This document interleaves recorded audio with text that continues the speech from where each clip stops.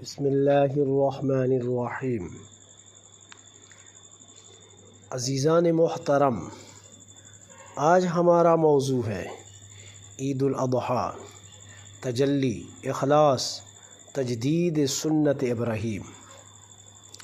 الحمد للہ الذی شرع لعباده مواسم الخیر ورفع درجات المتقین بالصبر والنیت والعمل والصلاة والسلام على من اتم اللہ به النعمة سیدنا محمد صلی اللہ علیہ وسلم وعلى آلہ واصحابہ اجمعین۔ عید الاضحیٰ کی فضیلت قرآن و حدیث کی روشنی میں۔ ایام قربانی کو اللہ نے خاص بنایا ہے۔ قرآن عظیم فرقان مجید سورۃ البقرہ میں ارشاد فرمایا، وَاذْكُرُوا اللَّهَ فِي أَيَّامٍ مَّعْدُودَاتٍ، تم اللہ کو یاد کرو گنتی کے دنوں میں۔ دوسرے مقام پر حضور نبی کریم تاجدار کائنات صلی اللہ علیہ وسلم نے ارشاد فرمایا، ان اعظم الایام عند اللہ یوم النحر ثم یوم القر۔ اللہ تعالیٰ کے نزدیک سب سے افضل دن یوم النحر یعنی 10ویں ذی الحجہ ہے، پھر یوم القر یعنی 11ویں۔ قربانی کا خون اللہ کے ہاں فوراً مقبول ہو جاتا ہے۔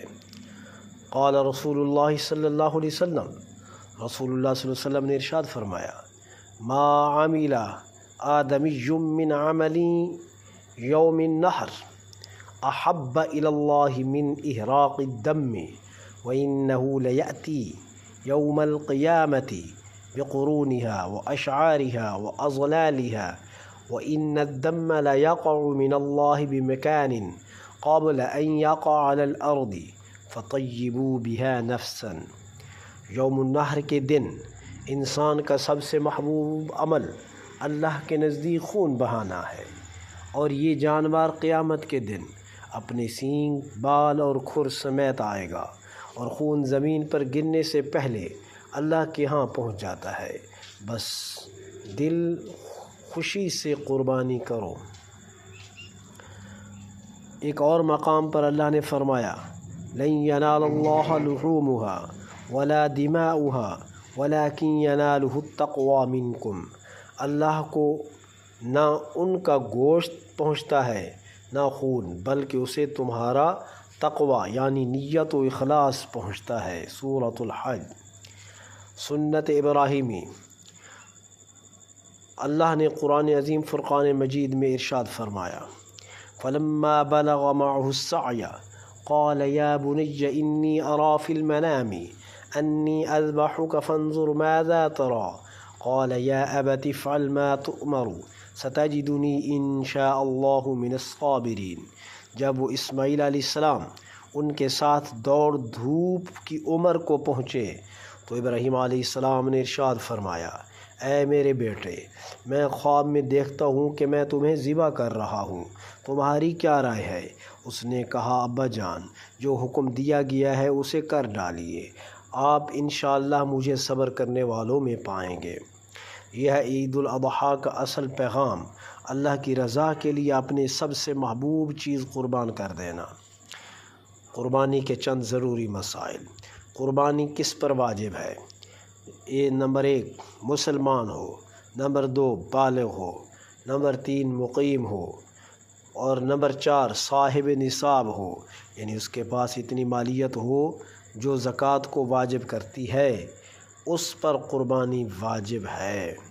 یعنی قربانی کے لیے مسلمان ہونا، بالغ ہونا، مقیم ہونا اور صاحب نصاب ہونا ضروری ہے۔ من وجد ساعة ولم یضحی فلم یقربن مصلانا۔ نبی علیہ السلام کا ارشاد، جس کو وسعت حاصل ہو اور وہ قربانی نہ کرے وہ ہماری عیدگاہ کے قریب نہ آئے۔ اس حدیث کو امام ابن ماجہ نے روایت کیا۔ آئیے جانوروں کی عمروں کے متعلق بیان کرتے ہیں۔ بکرا یا بکری کم از کم 1 سال عمر شرط ہے، 1 دن بھی کم ہوا تو قربانی نہیں ہوگی۔ دمبا 6 ماہ شرط ہے۔ گائے بیل بھینس 2 سال عمر شرط ہے۔ اونٹ 5 سال عمر شرط ہے۔ جانور کا تندرست ہونا ضروری ہے، بے عیب ہونا ضروری ہے، فربا ہونا ضروری ہے اور خوبصورت ہونا، یہ سب سنت مبارکہ ہے۔